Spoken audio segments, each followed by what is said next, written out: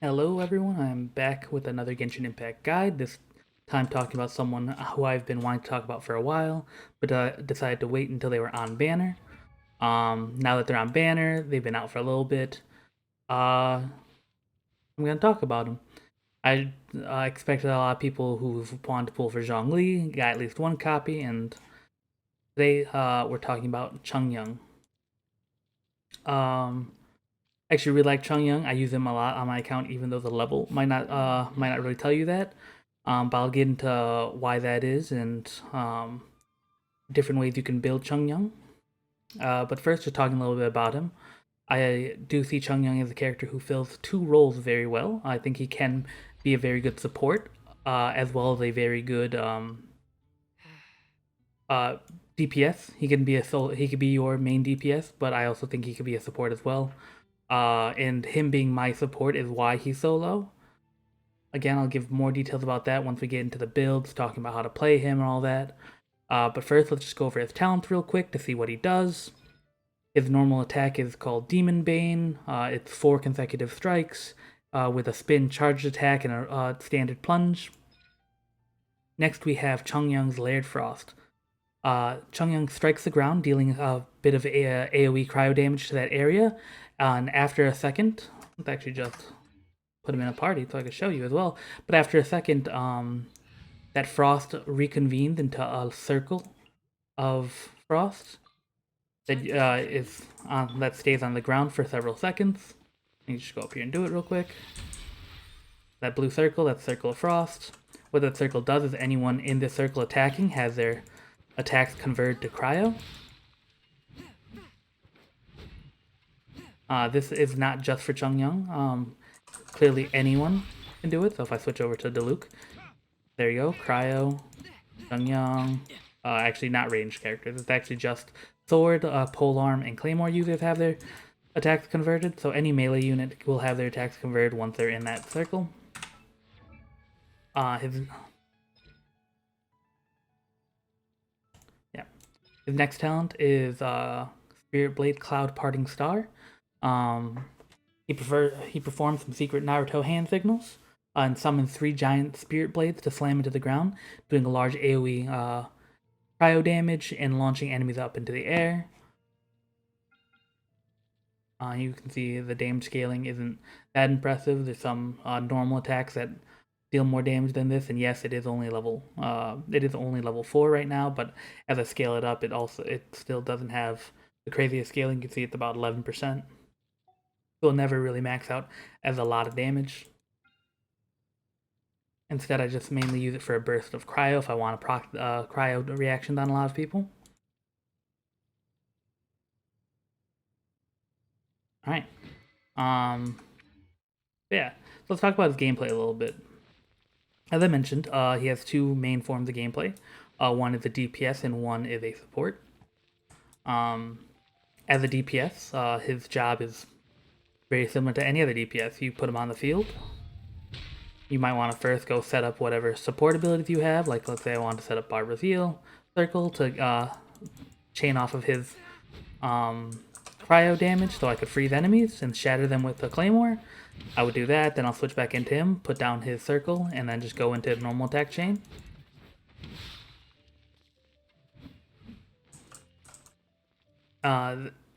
I don't think the DPS playstyle really needs much explaining, especially for Chongyun, who has such a straightforward and basic DPS playstyle where you're just setting up your support abilities, dropping down his ability, and then just going in on enemies within the circle, and then using your elemental burst every now and then for a large extra burst of damage.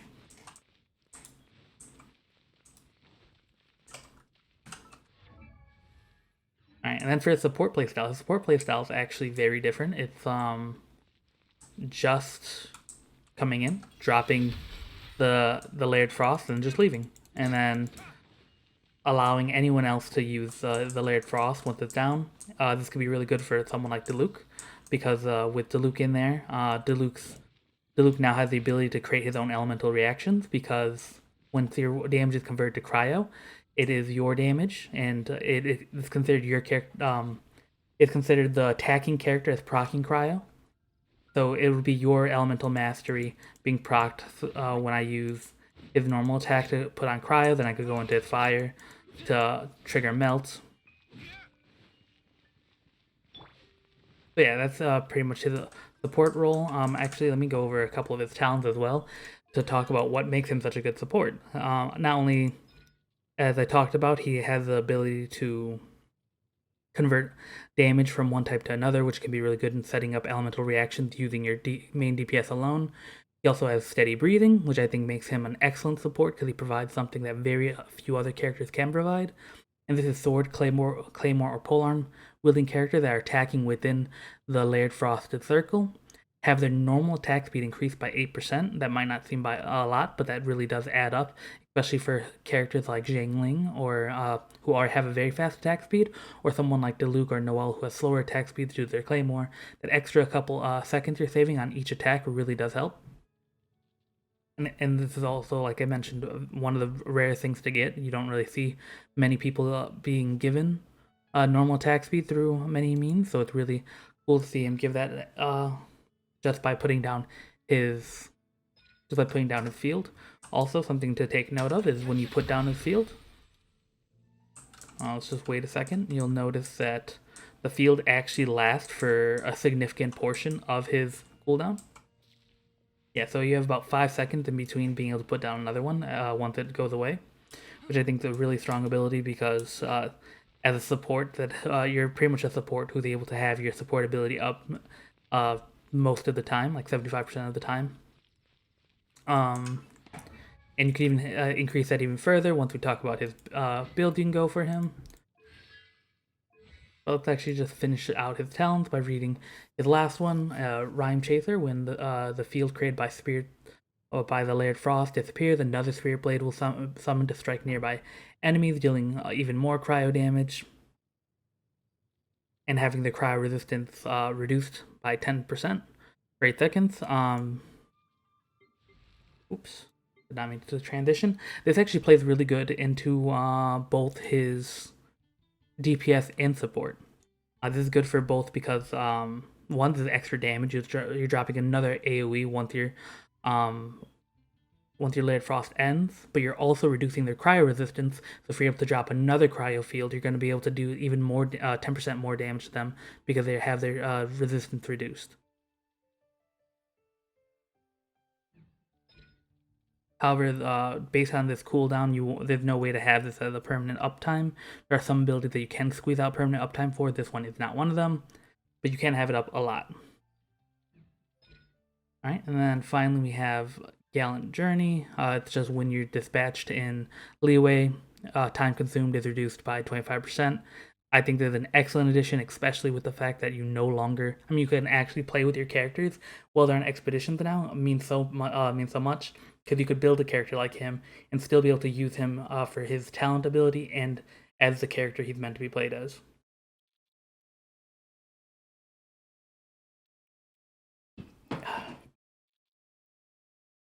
Sorry, that take a quick drink. Cool. So now that we talked about his talent, I already kind of talked about his gameplay based on his either being a DPS or support. That your main thing is dropping this Layered Frost, and as a DPS, either fighting in it yourself or switching out to let someone else fight in it, allowing them to create their own elemental reactions. I think that's pretty straightforward. Let's go right into builds.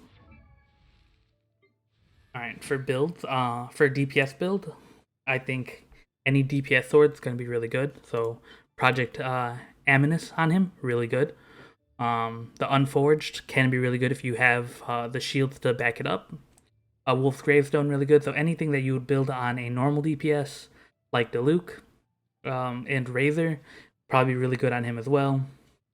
However, he's more elemental focused than non, so you wouldn't want a weapon giving him physical damage, since he does want to pump out as much cryo damage as possible, attacking within his Layered Frost circle.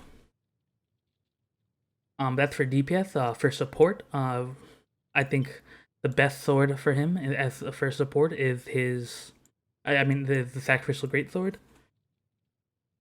This could allow you to have a lot more uptime on your Layered Frost. Let me actually go and just show you by going to fight some enemies. That with this, you could almost guarantee 100% uptime for the field itself, because the cooldown on it is only 16 seconds if it's a maxed out sword. Yeah, I just hit him, so I'm already in the field, but I already have my next field up, which is why I think Sacrificial Greatsword is so good on him as a support.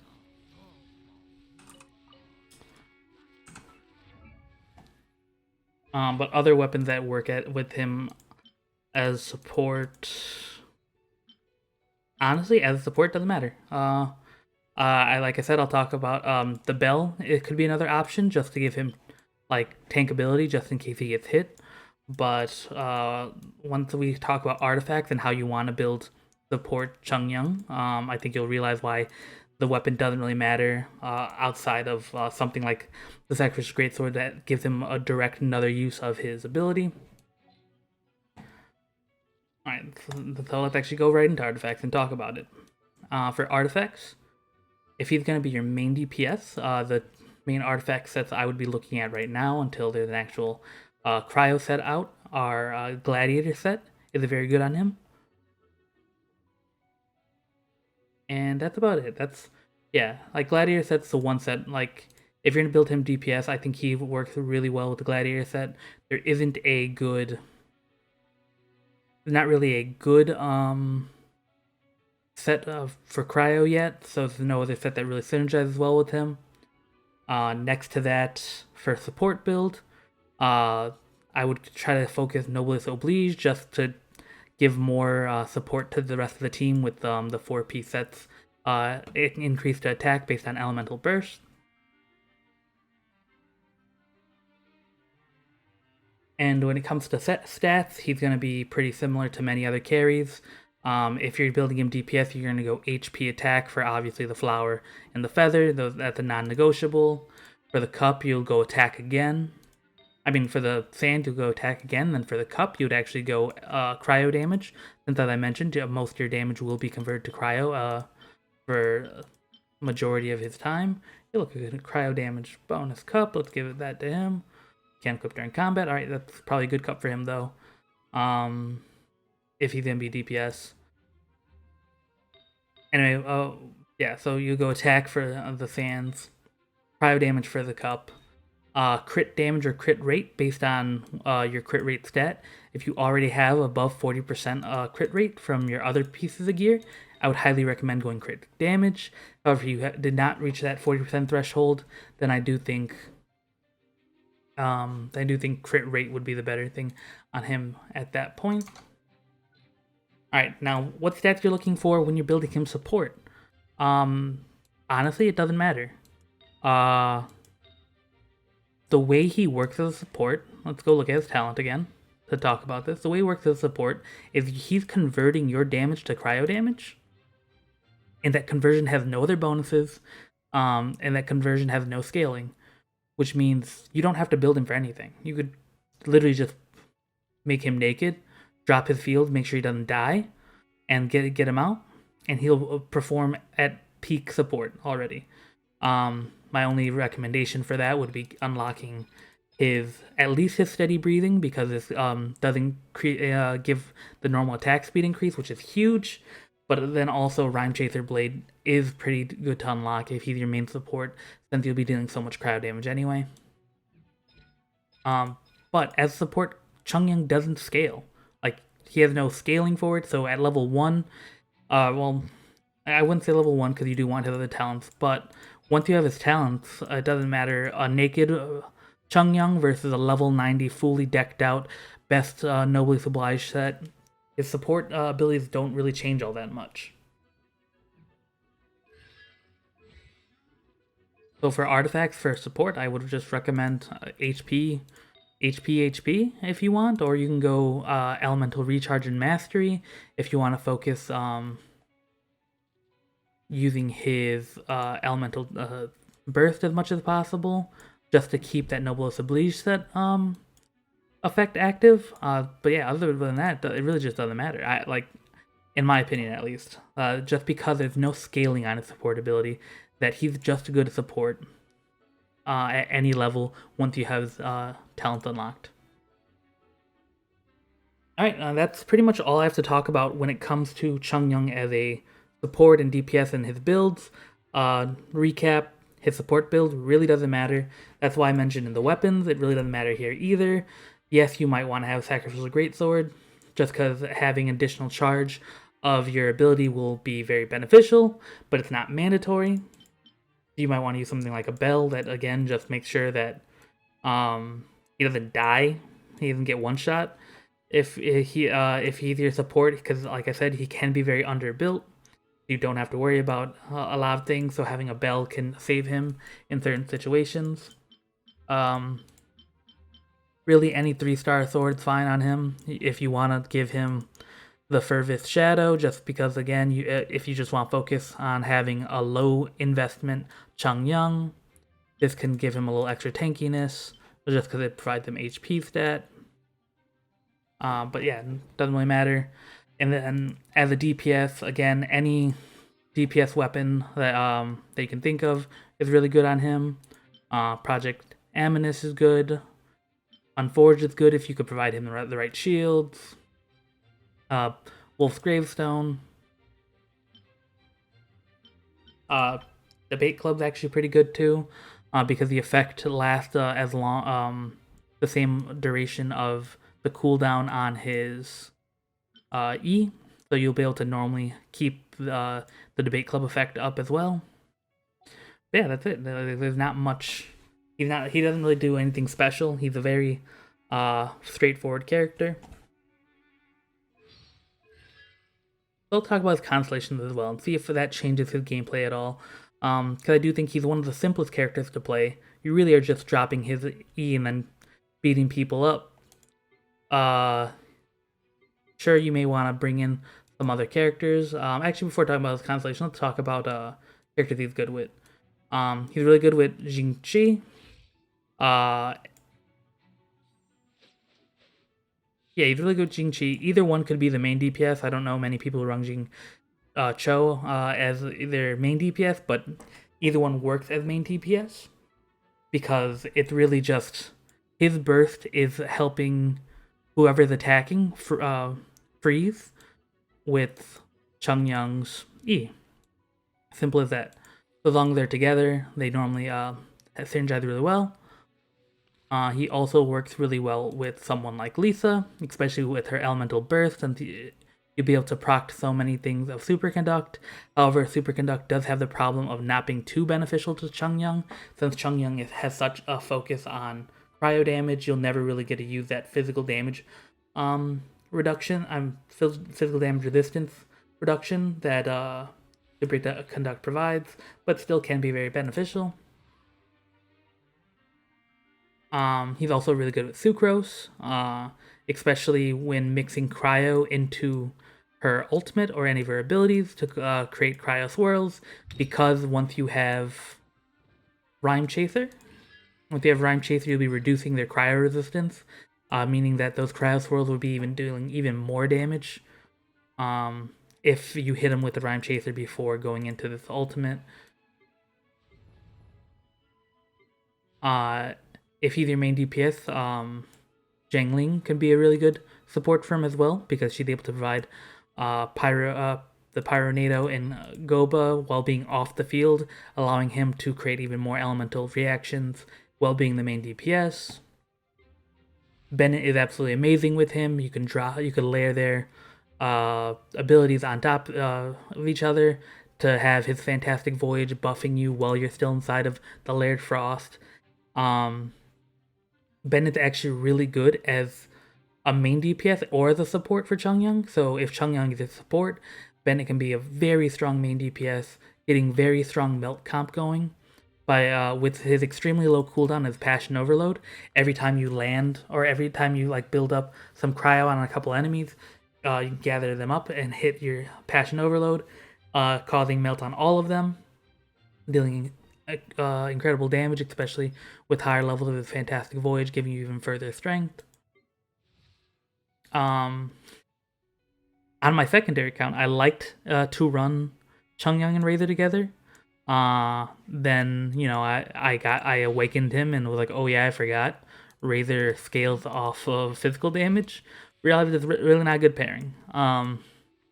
Yeah, so I don't recommend that.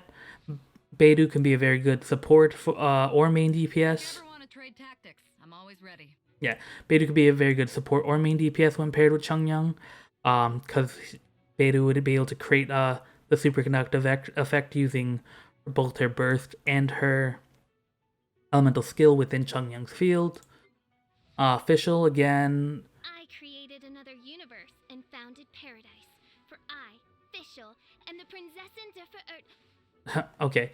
Anyway, Fischl is a very good support for him, but not a good main DPS for him. Because as a support, Chongyun does not provide his benefits to Archer or Catalyst users. So Fischl is a really good support. Just because Oz is a very strong support ability, able to create multiple superconduct effects. Again, he won't be able to take full advantage of superconduct, but it's still a very strong damaging effect. Diona is an okay healer and support. No real synergies together.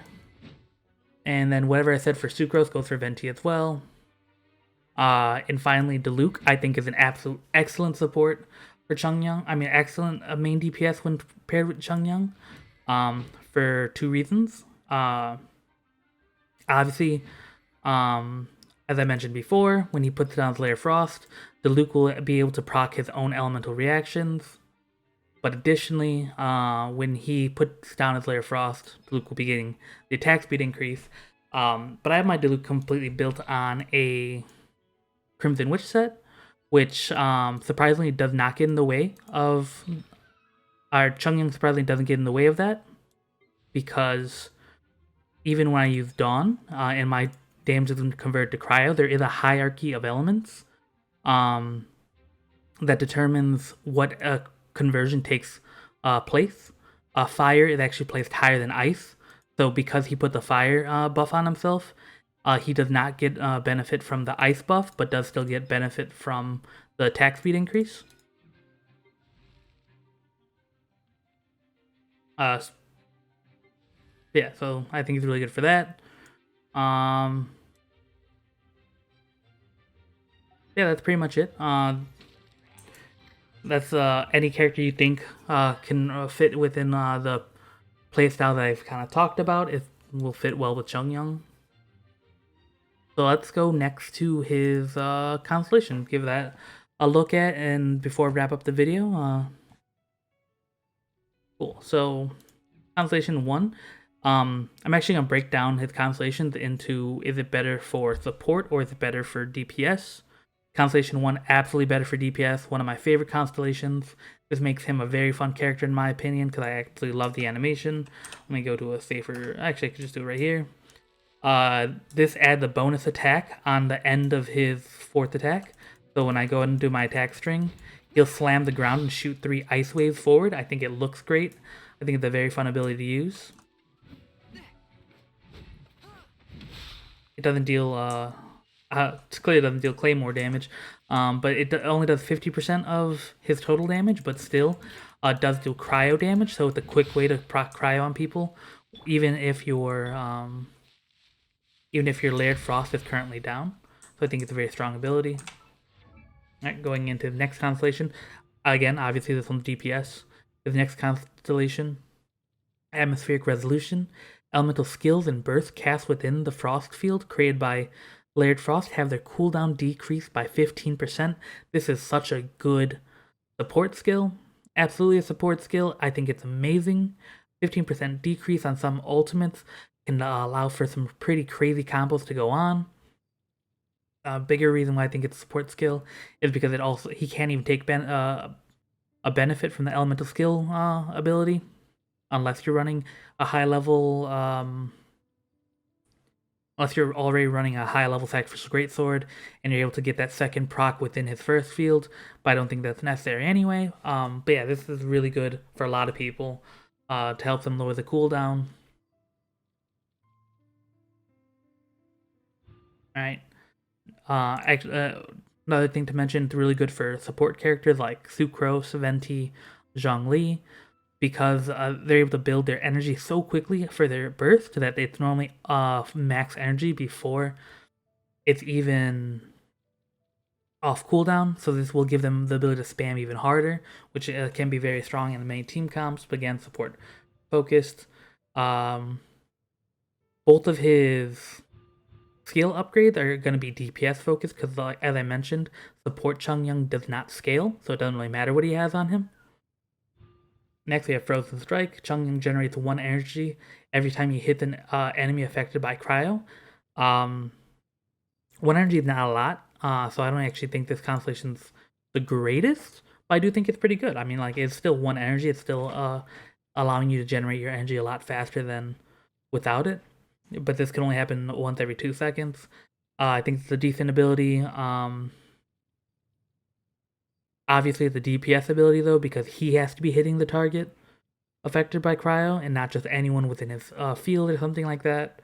But yeah, I still think it's a good extra DPS ability. And then finally, your ultimate does 15% more damage to enemies with a lower percentage of their max HP remaining than Chongyun. So anyone who's able to keep their Chongyun topped off, or especially if you purposely top your character off before you proc this, means you'll always be getting that 15% extra damage. And the skill also summoned 1 additional Spirit Blade.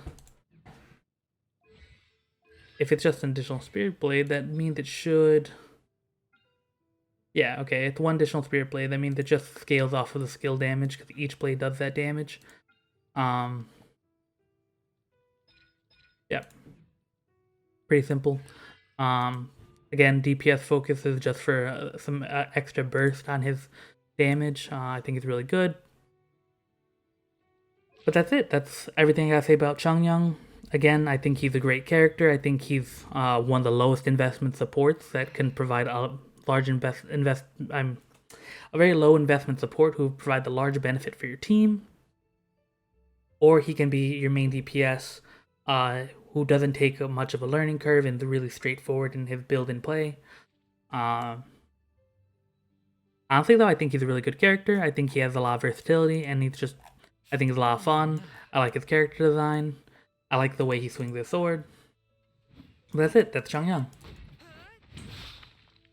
Everything I gotta say about him. I hope this guide was helpful. I hope you like what you heard. And if you did, please don't forget to like, comment, and subscribe. It will really help me grow this channel out. And thank you. Have a good day. I'll talk to you guys next time on my next guide.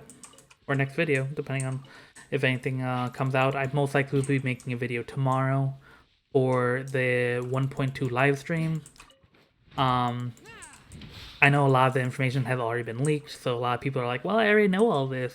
I still want to talk about what's being confirmed, because I think that's very important. Because outside of leaks, numbers and things could change all the time. That's what leads to a lot of huge disappointment when people give too much faith to leaks.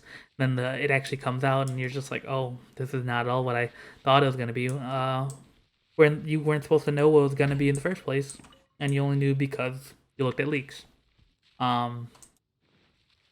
Which isn't me saying leaks are bad. I personally love looking at leaks myself. I'm just saying, never trust a leak. Take everything with large amounts of salt. I think especially in the Genshin Impact community, it has proven time and time again that MiHoYo will change things at the last minute. So everything you look at really shouldn't be trusted until 100% confirmed for what it is. But that's it. That's everything. Have a good day, and see you next time.